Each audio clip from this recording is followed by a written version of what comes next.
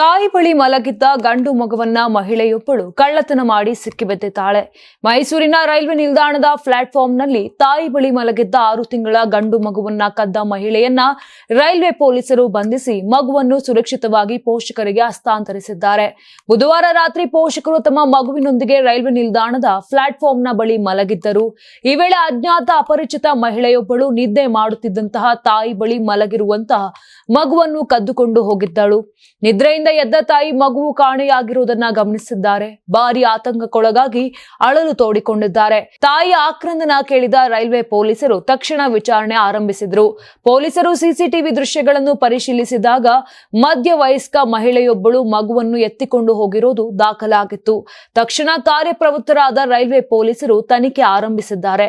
ತನಿಖೆ ನಡೆಸಿ ಹಾಸನ ಮೂಲದ 50 ವರ್ಷದ ನಂದಿನಿ ಎಂಬ ಮಹಿಳೆಯನ್ನ ಪತ್ತೆ ಹಚ್ಚಿ ಬಂಧಿಸಿದ್ದಾರೆ. ಬಂಧಿತೆಯ ವಶದಲ್ಲಿದ್ದಂತಹ ಮಗುವನ್ನ ಸುರಕ್ಷಿತವಾಗಿ ಪೊಲೀಸರು ವಶಪಡಿಸಿಕೊಂಡಿದ್ದಾರೆ. ನಂತರ ಪೋಷಕರಿಗೆ ಒಪ್ಪಿಸಿದ್ದಾರೆ. ಆದರೆ ಈ ಘಟನೆ ರೈಲ್ವೆ ನಿಲ್ದಾಣ ಪ್ರದೇಶದಲ್ಲಿ ಭದ್ರತಾ ಕ್ರಮಗಳ ಬಗ್ಗೆ ಪ್ರಶ್ನೆ ಎತ್ತುವಂತೆ ಮಾಡಿದೆ. ನೀವು ಸಣ್ಣ ಆಗ್ಬೇಕಲ್ವಾ? ಅದು ಒಂದು ಉತ್ತಮ ಆಹಾರದಿಂದ ಸಣ್ಣ ಆಗ್ಬೇಕಲ್ವಾ? ಪ್ರತಿದಿನ ನಮ್ಮ ಜೀನಿ ಸ್ಲಿಮ್ ನ ಯೂಸ್ ಮಾಡಿ ಯಾವುದೇ ಸೈಡ್ ಎಫೆಕ್ಟ್ ಇಲ್ದಂಗೆ ನೀವು ಸಣ್ಣ ಆಗ್ತೀರಾ.